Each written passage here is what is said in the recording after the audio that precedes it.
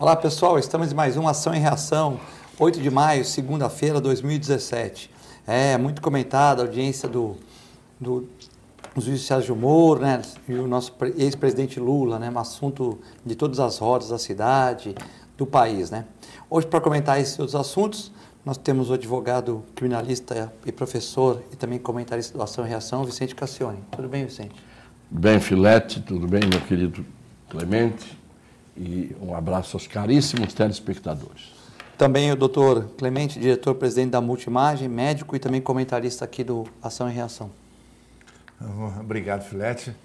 É sempre um prazer estar com você, com o Cassione, nesse programa praticamente fixo de segunda-feira. E queria saudar também os nossos telespectadores que nos brindam com a sua audiência em toda segunda e eventualmente na terça, né, Cassione? Eventualmente na terça. Cassione, na França, você que tem muita ligação com a França, o economista Emmanuel Macron venceu as eleições, né? Ele que já era dito pelo boca de urna ali da França como vencedor, venceu, né? E vai ser o presidente mais jovem da história da França, com 39 anos, é isso? Filete, mas eu tenho que dizer uma coisa que me vai no sentimento. Um país que tem a tradição histórica da França, um país que teve De Gaulle, um país que teve Giscard d'Estaing, Jacques Chirac, François Mitterrand, começou a enfiar o pé no balde com Sarkozy. E agora enfiou o corpo todo no balde, porque você ter um segundo turno na França, com uma candidata de extrema-direita, que é a Marine Le Pen, ou Le Pen, como eles preferem dizer. E o Macron, sendo que a alternativa era um candidato de extrema-esquerda, eu acho que isto é uma demonstração de que as lideranças no mundo inteiro estão se esvaziando como aquelas bexigas que você pendura no dia da festa, ficam bonitas, infladas, e no dia seguinte amanhece tudo murcho. As lideranças no mundo estão ou enlouquecidas, aí leia-se Trump, aí leia-se o cidadão da Coreia do Norte e outros tantos que a gente nem conhece direito. Aqui no próprio país também, né? Bom, aqui é um caso à parte, né? Isso aqui é crônico, isso vem desde a primeira missa rezada por Frei Henrique de Coimbra. Então eu acho que é triste que a União Europeia esteja se esfacelando devagar. Começou com a saída do Reino Unido, o que é grave. Só resta uma coisa positiva com a eleição do Macron.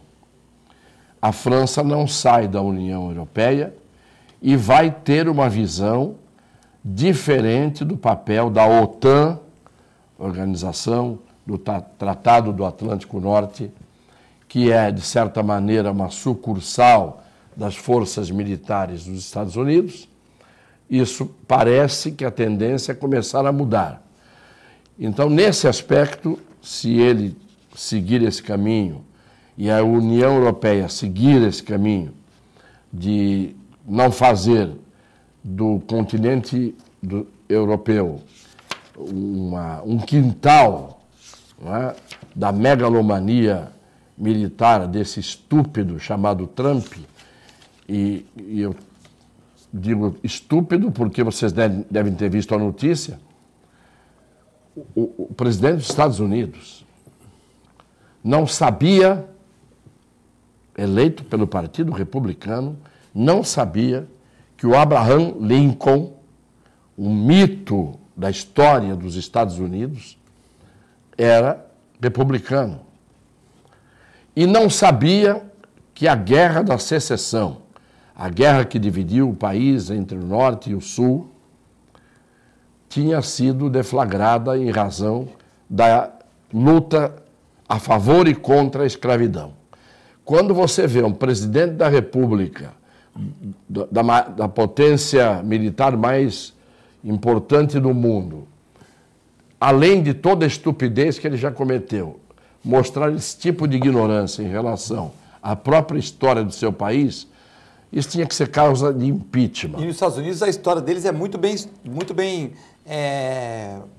comentada nos colégios, tudo. Eles estudam muito a história dos Estados Unidos mesmo. Não, né? até que não, Filete. Isso que é surpreendente. Porque quando eu estive lá, eles tinham uma noção de civismo, marca nossa. Civismo, são outras coisas. civismo. Maneira de se comportar, não é, Clemente? Mas eles não estudam a história deles? Não, eles têm um conhecimento quase nulo de escolaridade em relação ao mundo. Ao mundo, com certeza. E em relação ao próprio país, eles têm uma ignorância crassa. Claro que se você perguntar para muitos brasileiros qual foi a causa da Guerra do Paraguai, muita gente não sabe. Mas o presidente da República dos Estados Unidos não saber qual foi a causa da Guerra de Secessão, que não precisa falar mais nada. Acabou. Clemente, essa questão aí na França... Não, eu acho que o Cassione falou tudo. De qualquer forma, eu prefiro o Emmanuel Macron a Marine Le Pen. Porque... Embora seja um banqueiro, né? embora seja um banqueiro. Mas tinha outro, Cassiano? Tinha outro nome assim forte ou não tinham escolhas? Não, o que sobrou, né? É o que sobrou. Não tinha forte nenhum desde o começo. Mas eu vejo o seguinte, de qualquer forma, permanecer na União Europeia é uma coisa muito importante. E ela era muito radical, quer dizer, um extremismo grande, quer dizer, fecharia as portas para o mundo, que é essa a ideia.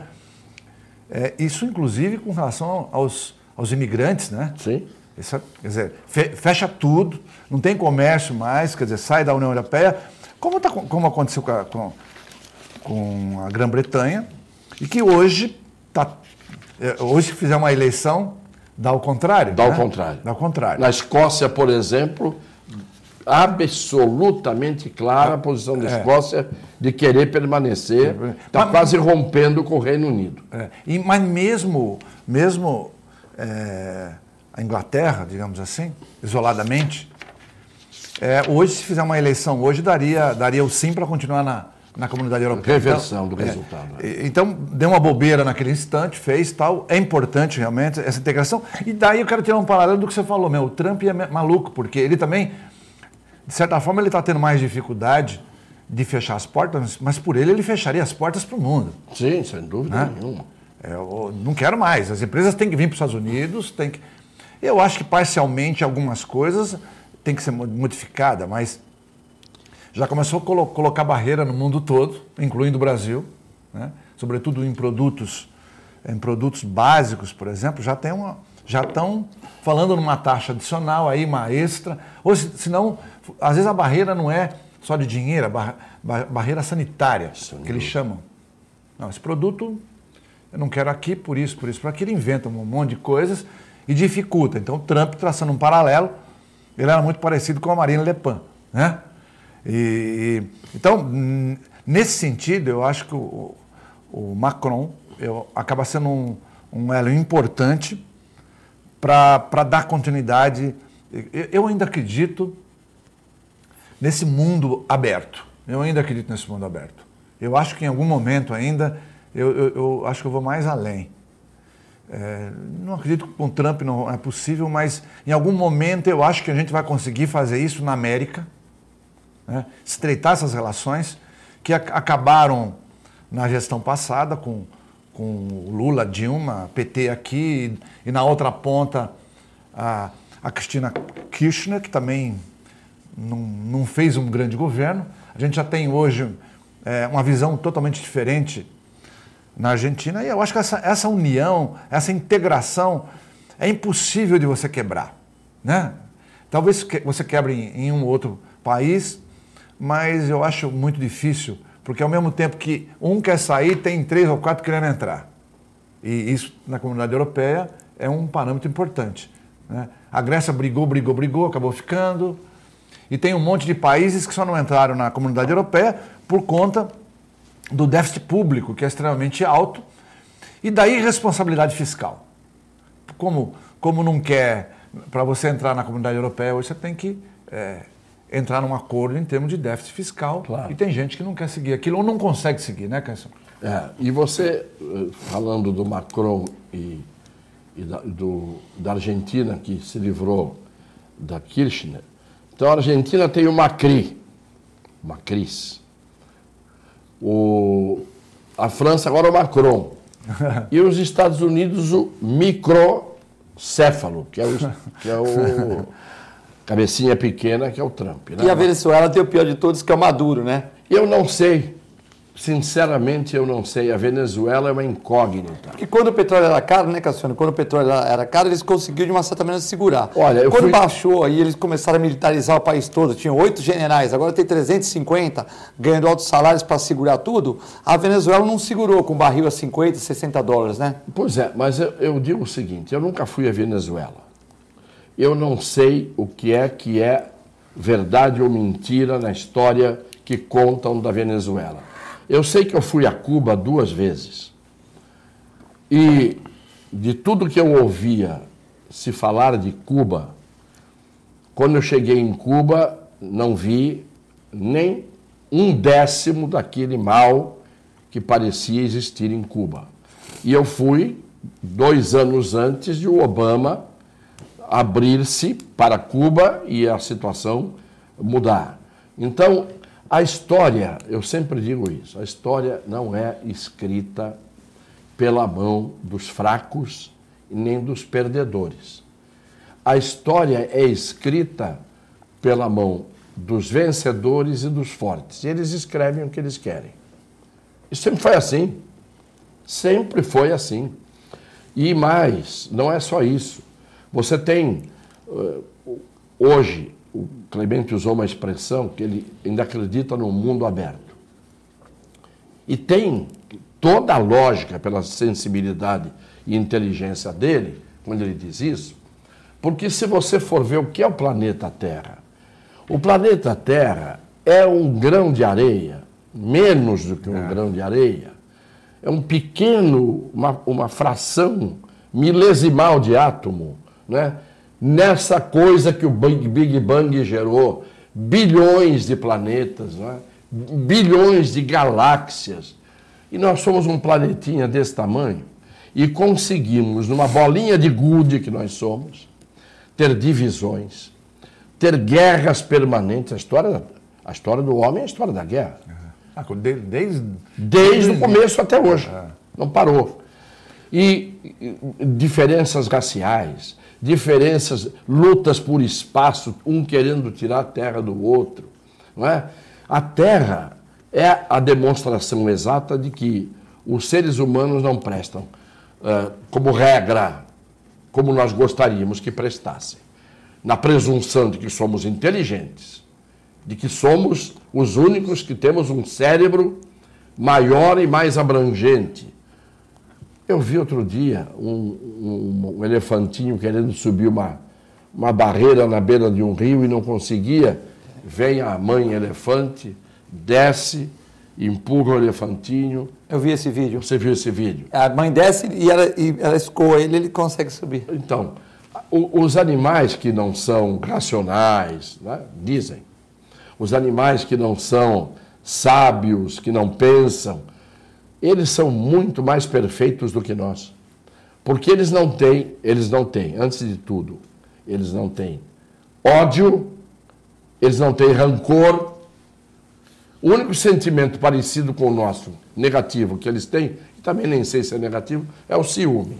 O resto, tudo aquilo que é atributo negativo do ser humano, o animal não tem. Tanto que o animal não pratica o homicídio, a troco de nada, só para se defender. O animal só mata para se defender e para não morrer de fome. Tá certo ou não? Sim. E não estupra. Não há estupro no reino animal. Então, estúpidos são os seres humanos. Claro, o ser humano vai desde o santo, do sublime, até o ser mais abjeto, torpe e vil. Então, a gente não está generalizando, mas nós sabemos que em matéria de tragédia humana, trágica condição humana, nós somos especialistas. já que o Cassione falou nessa questão, né? Tem uma matéria do Diário do Litoral aqui de hoje, Clemente, dizendo que o abandono condena crianças da Zona Noroeste.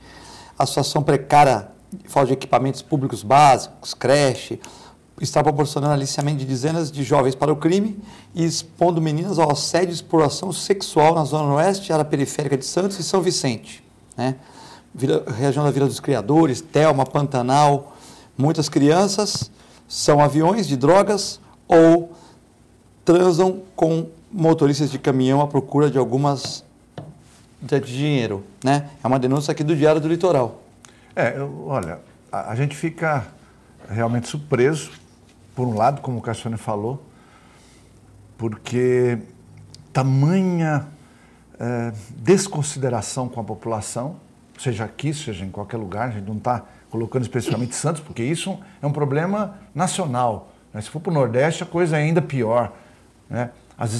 Tem até as chamadas escravas sexuais, não é nem só o sexo ocasional pago, ou nem pago, às vezes, porque é R$5, R$10 para transar com uma menina de 10, 12 anos, 14 anos e tal.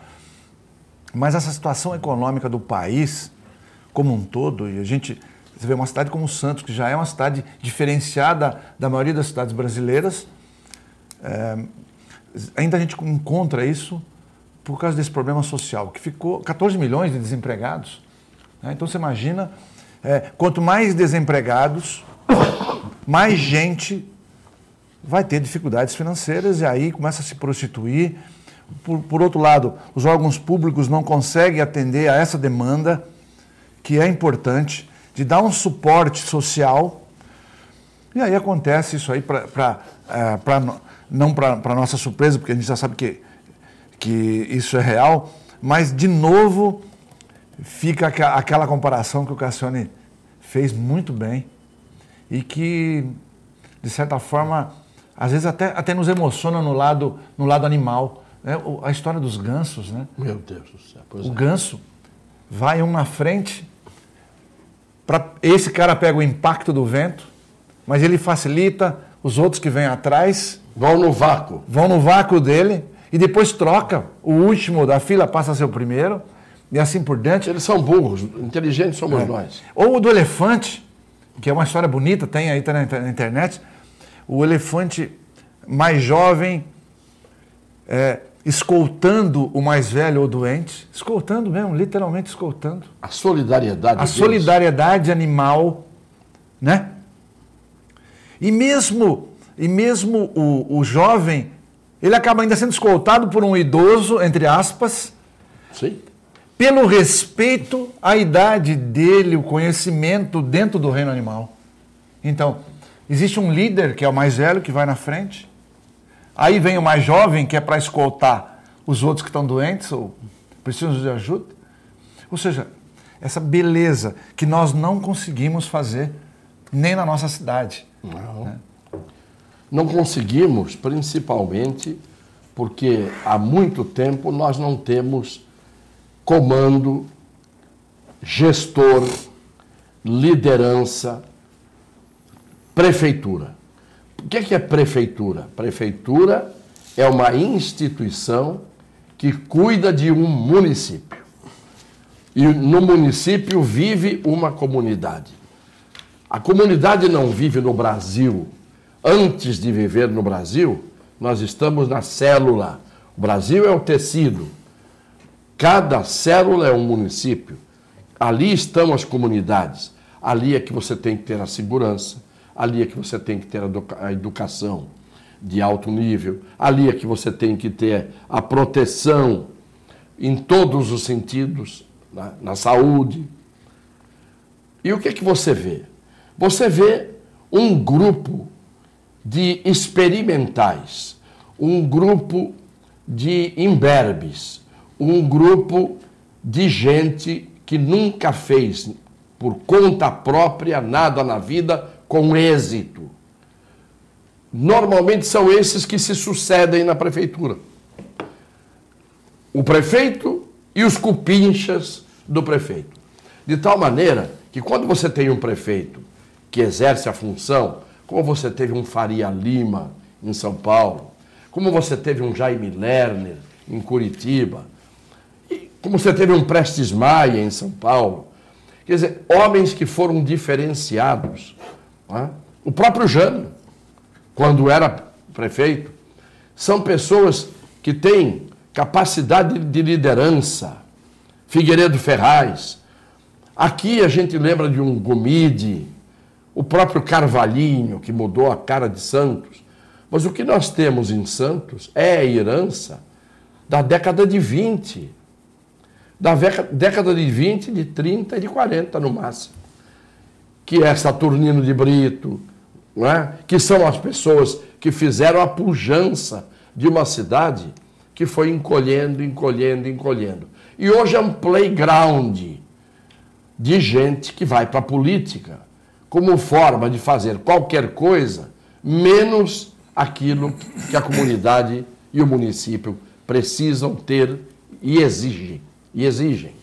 Então, eu lamento profundamente que nós tenhamos essa tradição de uns tempos para cá, de um dolce far niente, um doce fazer nada, de um pessoal que brinca de prefeitura na cidade de Santos e adjacências. Vamos fazer exceção aqui, eu faço sempre, na Baixada, ao Mourão. Se todo mundo imitasse o Mourão, já estava de bom tamanho.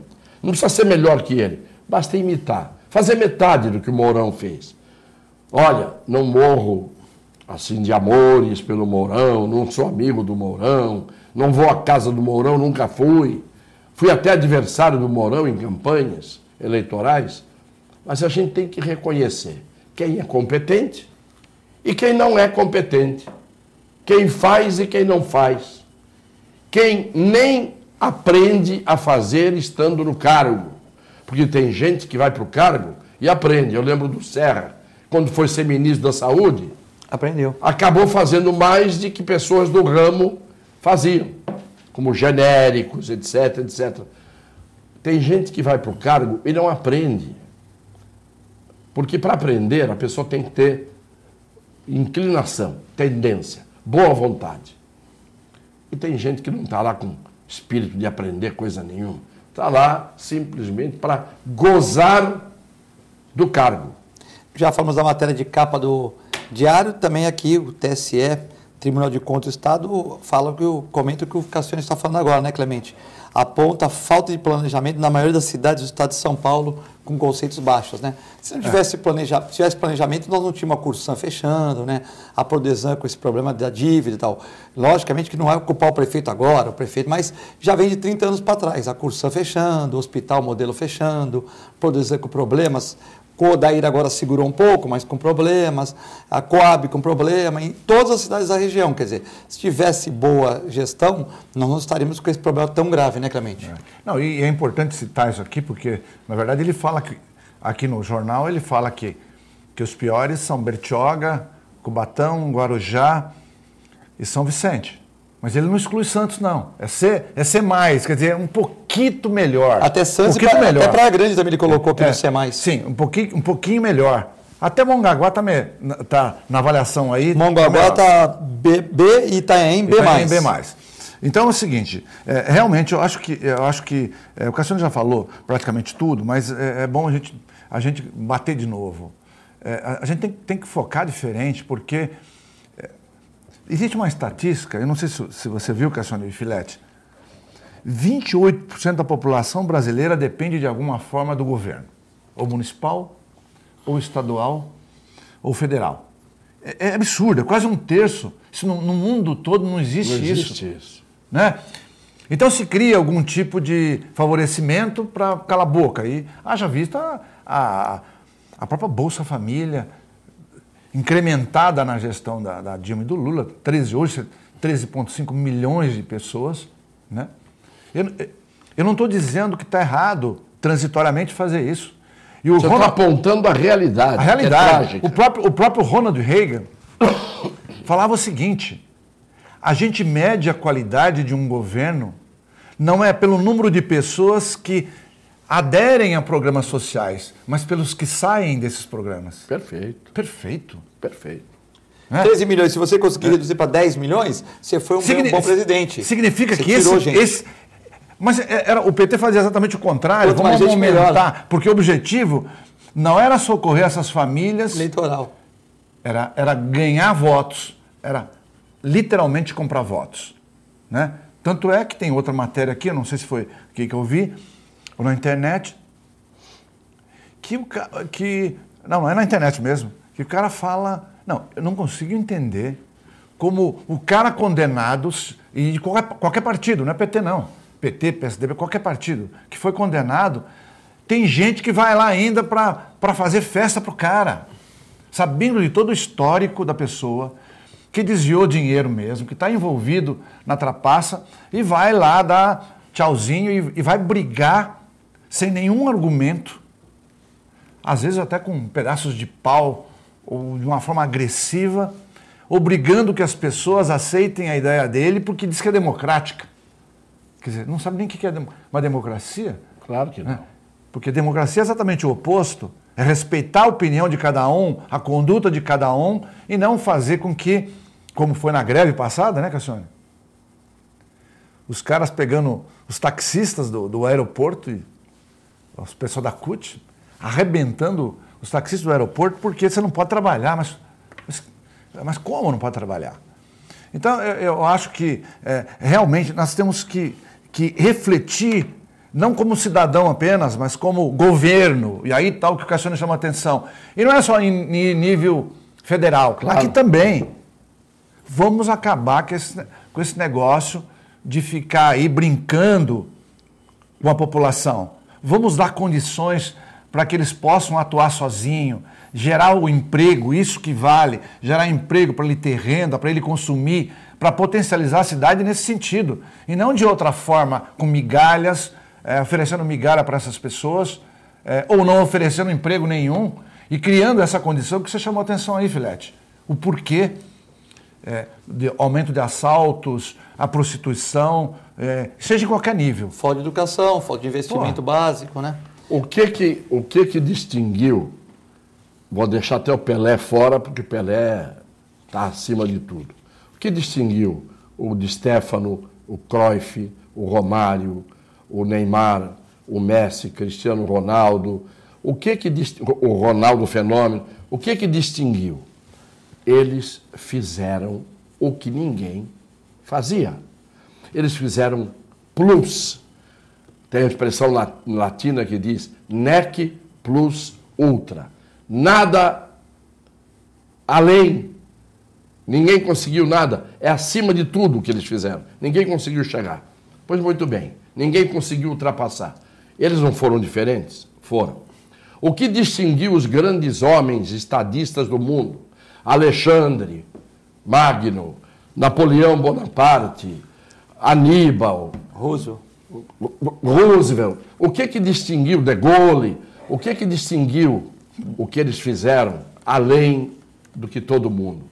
O que você tem hoje? Um nivelamento por baixo. Ninguém é capaz de dar um passo adiante, mais longe do que aquilo que é o feijãozinho com arroz nessas prefeituras espalhadas pelo Brasil inteiro, incluída a de Santos, com toda essa equipe que está ali a não fazer absolutamente nada de diferente, de melhor, de promissor, de entusiasmante, nada, nada. É o feijãozinho com arroz de sempre. E é isto que é trágico numa cidade que foi, como Santos foi, fora das capitais brasileiras mais importantes, a cidade mais importante do Brasil. Conseguiram levar a isso. Que pena. Nós vamos a um breve intervalo. Quem quiser mandar uma crítica, uma sugestão, pergunta para o Dr. Cassione, para o Dr. Clemente, seja à vontade, 99711-5545, pode ser por mensagem, pode ser por WhatsApp, ou também pode ligar, como o Uriel faz sempre, liga no intervalo do programa rapidinho, porque o intervalo é curto. Já voltamos.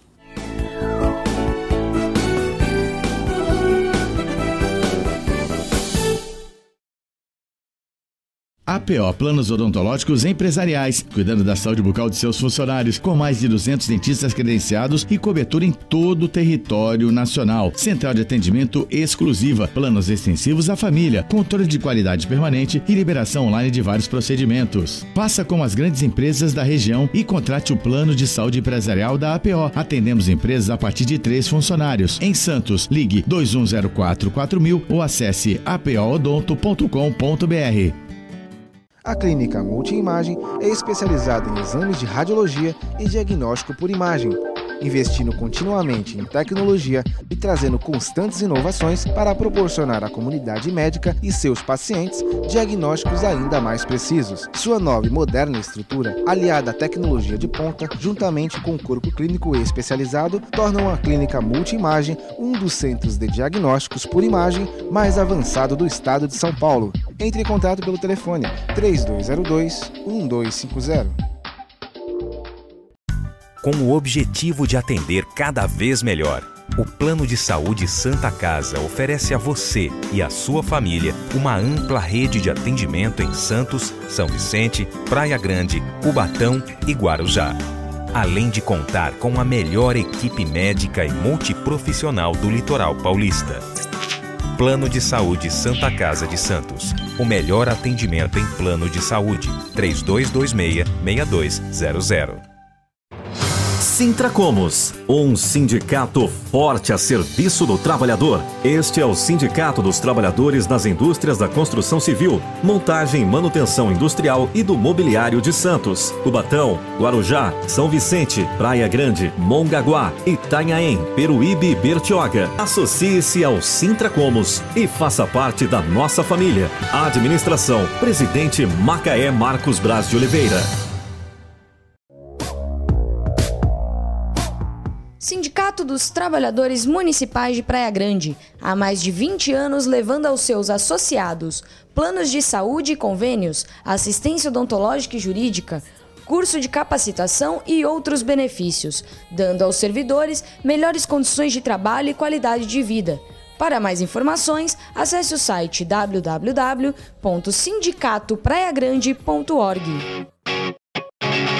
APO Planos Odontológicos Empresariais, cuidando da saúde bucal de seus funcionários, com mais de 200 dentistas credenciados e cobertura em todo o território nacional. Central de atendimento exclusiva, planos extensivos à família, controle de qualidade permanente e liberação online de vários procedimentos. Faça como as grandes empresas da região e contrate o plano de saúde empresarial da APO. Atendemos empresas a partir de 3 funcionários. Em Santos, ligue 2104-4000 ou acesse apoodonto.com.br.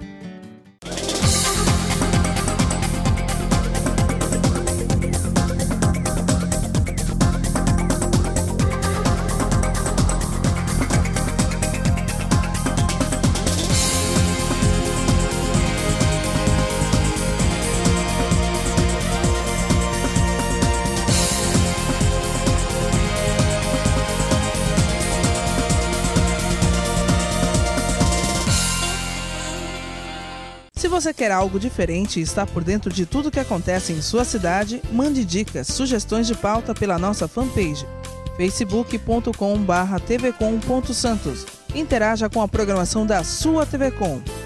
TV Com, interagindo com você.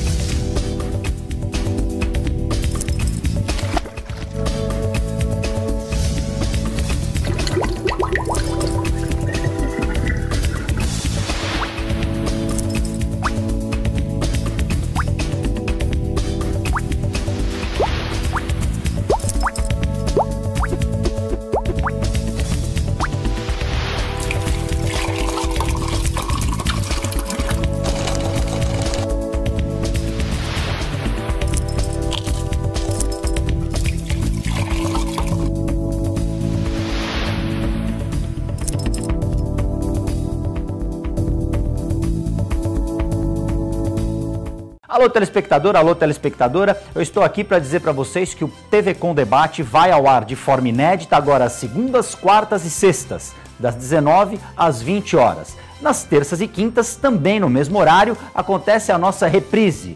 Se você gosta de política, saúde, meio ambiente, assista ao TV Com Debate, canal 11 da NET. Eu espero você.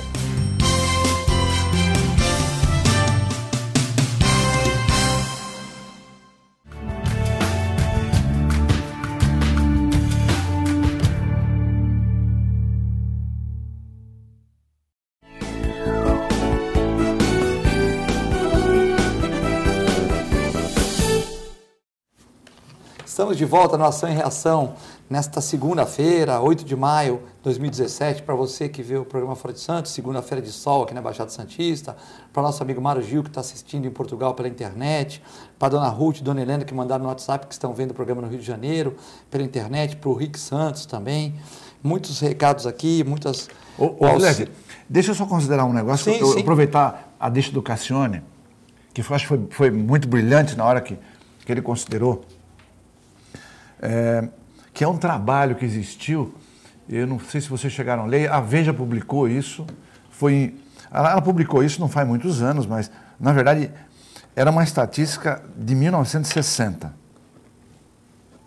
A Coreia do Sul tinha uma renda per capita metade da brasileira. Metade. Eles consideraram um negócio que se chamava de PPP, paridade de poder de compra. Isso em dólar. E ela tinha a metade. Então eles compararam com o Brasil, mas achando que o Brasil que seria o grande futuro mundial. Não era o propósito. Ninguém estava acreditando na Coreia. Eles estavam querendo comparar o avanço deles. Comparando assim, um país asiático, que não podia ser o Japão. Com a promessa do mundo. Compararam a Nigéria lá, então um país africano. E o Brasil... Mas pelo jeito o Brasil vai ser o cara. Seria chamados tigres de papel. Tigres de papel. Em 30 anos a Coreia virou o que virou. Educação. Então, 30 anos. Em 2000, no ano 2000, foi feito um estudo pela organização... pera lá. Era uma das organizações mundiais depois, aí, eu não me lembro qual foi. Mas Unesco, deve ser a Unesco. Uma das organizações mundiais pegou, ela fatiou isso. Ela pegou 11 estudos independentes para tentar descobrir o porquê que a Coreia deu esse boom que o Brasil não deu e pior ainda, a Nigéria. Né? O que aconteceu com os 11 estudos? O mesmo resultado, investimento em educação. Claro, 30 anos. Então ela virou a mesa. Hoje ela tem uma renda per capita 2,8 vezes a nossa. Né? E o Brasil ficou ali, atrasado, por quê? Por quê? Não investiu em educação. E aí começam essas comparações, e não dá para entender, como o Cassione chamou muito bem a atenção, como é que o cara defende ainda o contrário. Aí você pega a Coreia do Norte e a Coreia do Sul. A Coreia do Norte é paupérrima, como era a Alemanha Ocidental riquíssima, a Oriental paupérrima, né? Esse investimento em educação, essa liberdade...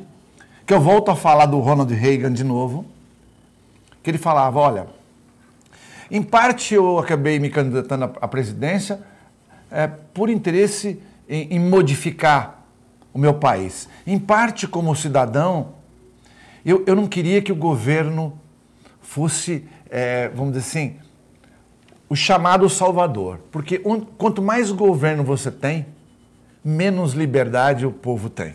Claro, o governo tutor não dá certo. Quanto mais ele começa a controlar situações, ou estatizar, como foi o caso da Rússia, ou dos países interligados a ela, ou de outros países, quanto mais o governo manda, quanto mais ele decide, tanto maior a fraqueza da população. Tanto mais encarcerada, aprisionada ela vai ficar de alguma forma. Seja na sua liberdade de ir e vir, seja, como na Coreia, se você falar, olha, eu estou desconfiado do presidente, já morreu, vai morrer, e assim por diante. Né? E a gente caminha nesse sentido para o lado social, que é triste. Né? O país, ao invés de ser uma Coreia do Sul, como nós falamos, pela educação, continua sendo um país pobre nesse sentido, e daí está esse resultado que nós conseguimos além do desemprego de 14 milhões, uma população assim, com pouca escolaridade, ou até começa, mas não consegue terminar a sua escola, e também não faz as suas escolhas corretamente. Mandar um abraço para o Vanir Mateu, que está organizando hoje, todas as segundas-feiras, o samba no Santos, a partir das 21 horas, com uma carronada e tal. Aqui eu sempre dou os convites para o pessoal aqui da TV Com, eles têm ido, têm gostado, né? Também a dona Ruth de São Vicente, mandando um abraço e parabenizando o programa de hoje, que é a melhor mesa da Baixada, e diz que o Clemente está certo, que o poder público, quando interfere muito, sempre piora a vida das pessoas, né? Cassiano, eu tenho uma pergunta para você aqui. O Daniel quer saber o que você acha da questão da outra Coreia com os Estados Unidos, né? Um faz teste nuclear ali, outro faz aqui, ele diz, se nós não podemos ter uma guerra com o maluco do Trump, ele concorda com você que o Trump é um maluco. A Coreia do Norte, na verdade, não ameaça os Estados Unidos diretamente. A Coreia do Norte ameaça diretamente a Coreia do Sul e ameaça diretamente o Japão. Porque ela alcança, com o poder nuclear dela, embora o Japão tenha hoje uma força militar muito interessante, o Japão não tem armas nucleares, né? Como a Alemanha não tem. Os países perdedores da guerra foram vetados de possuir armas nucleares. Como a Coreia do Norte tem, ela, se apertar o botão, num instante, a Coreia do Sul e o Japão podem ser dizimados.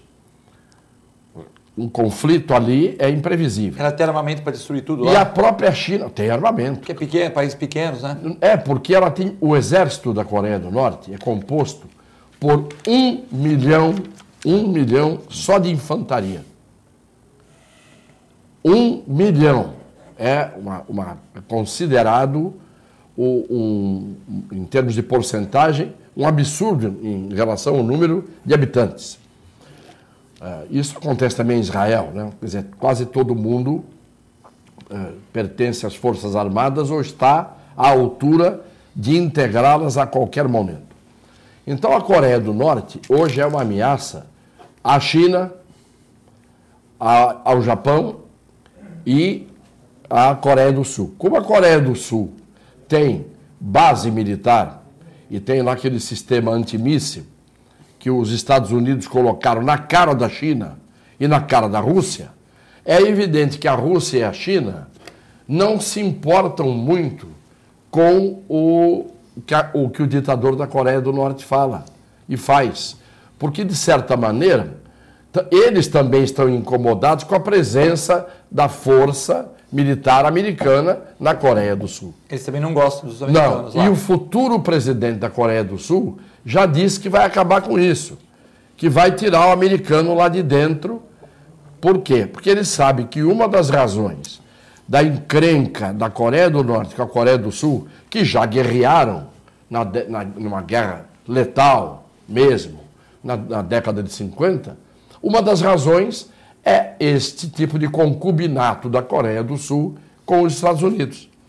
Então, não é que o ditador da Coreia do Norte vai jogar um míssil que vai cair em Washington. Não é.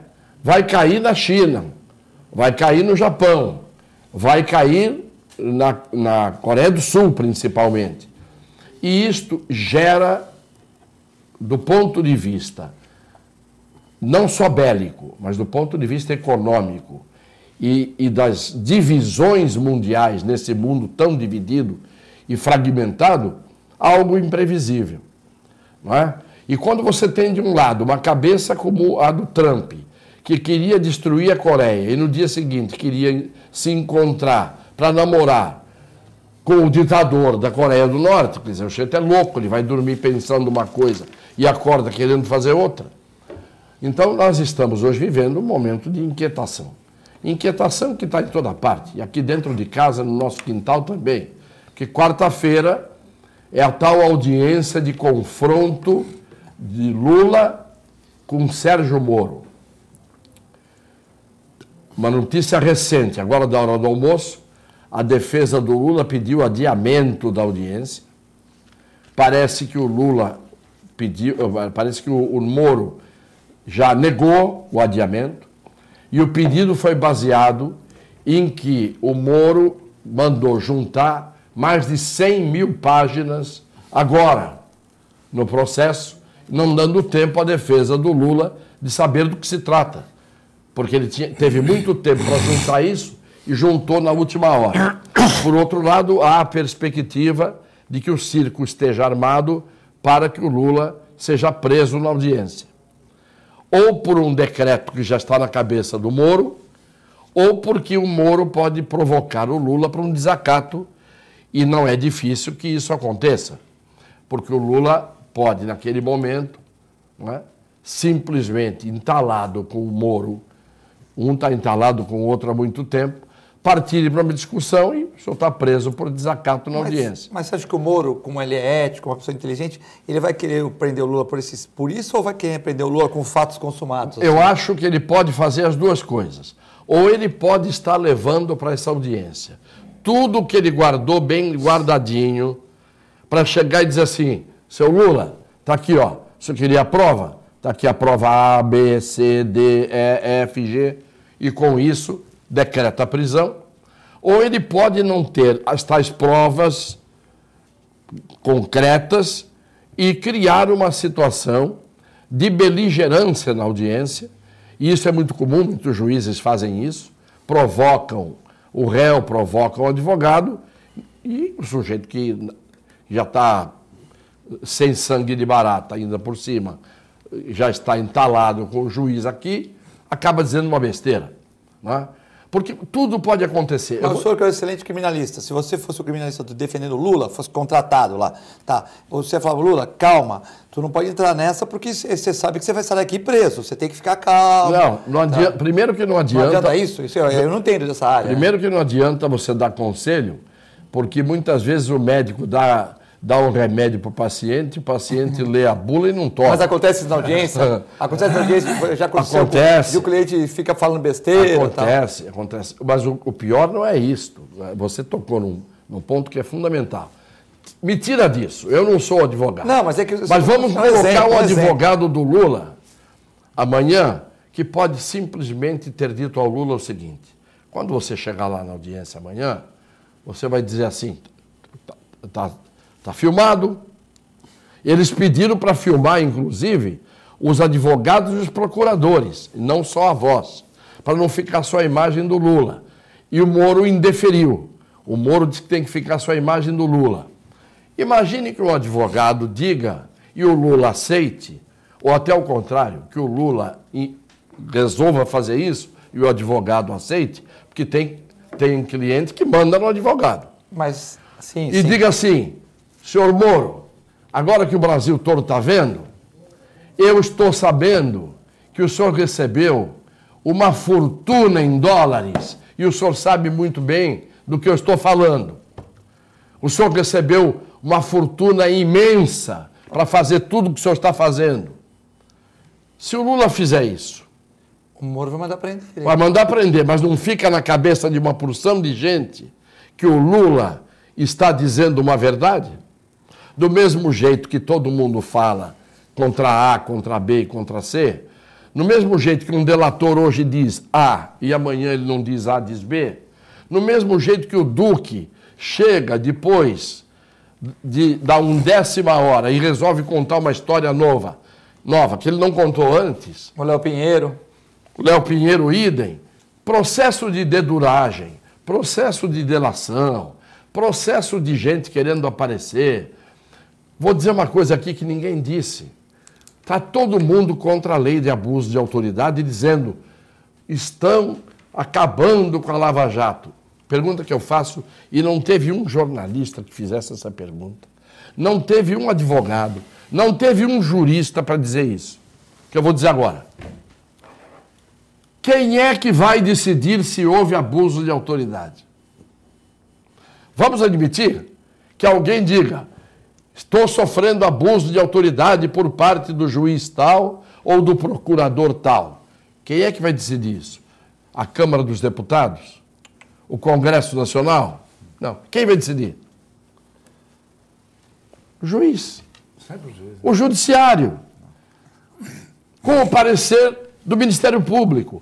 Então, eles estão com medo de serem calados. Como? Se são eles que decidem.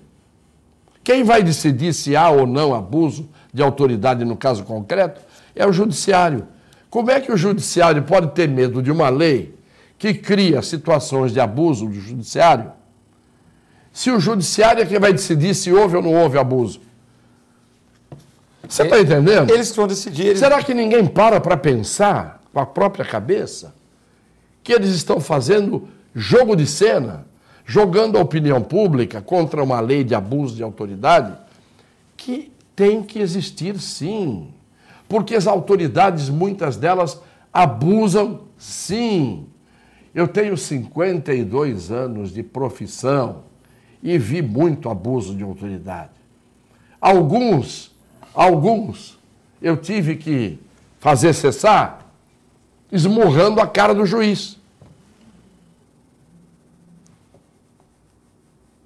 Isso tem testemunhas, isso faz parte da história do Fórum de Santos, de São Paulo, entendeu? Tinha hora que o abuso era tal que eu resolvi na base do Campo Grande e do Marapé da minha infância.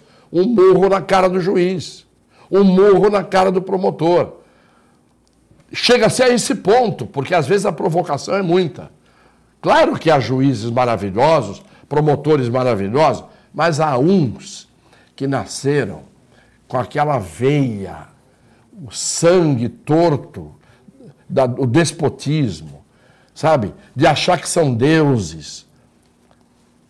É esse o problema. Como há em todo o setor de atividade. Desde a chefia de uma empresa, de um camarada que trata todos os empregados maravilhosamente bem, como é o caso do Clemente, vê se alguém vai dizer na multimagem, que eu sou testemunha, que o Clemente é um mau empresário e um mau empregador. Ao contrário, fala com todo mundo, com um sorriso nos lábios, todo mundo adora o Clemente. E tem outros que são vilões, que são patrões despóticos, escravagistas. O ser humano é isso, tem os dois lados. Não pensa que o juiz, porque é juiz, ele é santo ou ele é Deus. É coisa nenhuma. O juiz mais humilde que eu conheci na minha vida foi o melhor juiz que eu conheci na minha vida. O melhor juiz que eu conheci na minha vida foi de uma humildade que eu nunca vi igual. Já contei esse caso aqui várias vezes. Então, vamos devagar com a andor. Quarta-feira, se tiver audiência, é imprevisível o que pode acontecer. Pode acontecer desde o nada ao tudo, até mais do que tudo. O que o Clemente falou é interessante, o que o Cassiano falou. De repente, se o Lula vê que está perdendo, ele pode até provocar também o Moro, pode fazer uma provocação, né? E uma acusação. Não, eu acho uma coisa complexa, realmente. Eu, particularmente, imaginando como é que as coisas estão se desenrolando, eu acredito que ele não vai ser preso. Mas eu concordo com o Cassione, que tudo depende de uma situação de momento, né? Eu acredito porque me parece que, na verdade, já tem provas suficientes para condenar o Lula. Isso, pelo menos, é o que eu li, que já existem muitas provas robustas, mas existe uma preocupação realmente com um problema social. É o lado social de uma guerra, entre aspas, dos simpatizantes. Inclusive, o Moro deu um depoimento agora, ele falou para não vir ninguém, porque tinha gente que ia para apoiar, para não vir para Brasília, para deixar o negócio tranquilo, que ele sabe que as pessoas... Curitiba, né? Curitiba, desculpa. Ele, não sei se foi ele algum processamento de lá, agora eu vi na rádio, né? Ele bem falou, olha, não venham, muito obrigado, as pessoas querem vir para ajudar, mas nós temos que ter tranquilidade, nós vamos fazer uma coisa tranquila, não venham para não atrapalhar, porque as questões de segurança pública, eu não quero que vocês se machuquem. Foi ele que falou, né? Foi ele. Eu não quero que vocês se machuquem. Agora, de qualquer forma, Filete, eu acho o seguinte, a revista Isto É publicou uma matéria dizendo que é mentira que o Pallotti não vai mais porque ele ameaçou a delação, depois disse que não ia mais, porque parece que o Gilmar Mendes estava sendo meio bonzinho, e quem sabe ele vai ser bonzinho comigo mesmo, mas parece que a coisa já está estabelecida. Ele vai delatar sim. Mas tem um dado, Clemente, que pouca gente percebeu, digo pouca gente, esse pessoal da imprensa, essas meninas da imprensa, principalmente da Globo News, etc., que só enxergam o mar se estiverem dentro d'água, né? Se estiver a 20 metros, não sabe o que é que aquilo significa. Mas tem informante, né, Cassiano? Houve informante, não tem? Elas que tem nada, elas são hoje mais vaidosas, que fazem caras e bocas. E às vezes informantes errados, né? Você quer ver uma coisa que ninguém percebeu? O que significou a visita do... O Dirceu vai para o apartamento em Brasília, tá certo? O que foi fazer lá? À luz do dia. À luz do dia. Não é escondido à noite, entrou com um carro, ninguém sabe direito quem ele era. Não, foi à luz do dia e fez questão de dar entrevista. Gilberto Carvalho. Quem é Gilberto Carvalho? Cérebro do PT. Estudou para padre, foi seminarista, sujeito de alta inteligência. Ele era o chefe da Casa Civil de Lula, ele era o secretário particular do Lula, ele estava no ABC no tempo do Celso Daniel, ele é a cabeça. E o Zé Dirceu é outra cabeça. Como o Lula não podia ir visitar o Zé Dirceu, porque estava proibido o Zé Dirceu de receber réu, o Gilberto Carvalho vai lá e faz questão de mostrar para todo mundo que foi. Você acha que eles foram conversar sobre o quê? Sobre Corinthians e Ponte Preta, que iam jogar no domingo, ou Fla-Flu do Rio de Janeiro? Situação do Lula. É evidente. Outra coisa, o Moro determinou que o Lula estava obrigado a ir às 88 audiências designadas, coisa que o juiz não pode determinar nunca, porque o réu vai se quiser. Se o réu não for e o advogado não for, a punição que tem para o réu é a decretação da revelia. O processo continua correndo e não se intima mais o réu nem o advogado de coisa nenhuma, porque ele se tornou revel. Isso é que é a revelia. Muito bem. Ninguém pode obrigar o sujeito a ir a 88 audiências. O Moro obrigou. Então você veja que a coisa já virou uma questão que passa um pouco do limite do que a gente, simples mortal, pode imaginar. Mas o TRF vetou, né? Claro, o TRF na hora. Fez cumprir a lei. Vamos cumprir. E o Lula e o Moro é burro de saber que ele não podia obrigar o Lula a ir? E fez. Então eu já não sei mais o que é que tem no bolso do colete de cada um. Se quarta-feira tiver essa audiência, eu quero que todos os videntes do Brasil se juntem e vão errar. Vai errar. Vão errar. O Léo da Praia Grande está mandando um abraço a todos, dizendo que, infelizmente, a grande maioria dos políticos enveredam na carreira apenas para tirar vantagem para ele e para os seus familiares e pessoas amigas. O Alcino dizendo que é a melhor bancada da Baixada Santista. E o Uriel Vilas Boas dizendo que as críticas ao poder público estão corretas, mas que as comunidades e também a OAB, o Sindicato dos Médicos, têm que participar mais. Queria agradecer ao Clemente e ao Cassione, né? O programa passou muito rápido. E mandar um abraço a todos e um bom final de tarde, uma boa noite para quem está vendo a reprise, uma boa madrugada para quem está vendo a segunda reprise. Fiquem com a nossa tensa programação. Muito obrigado.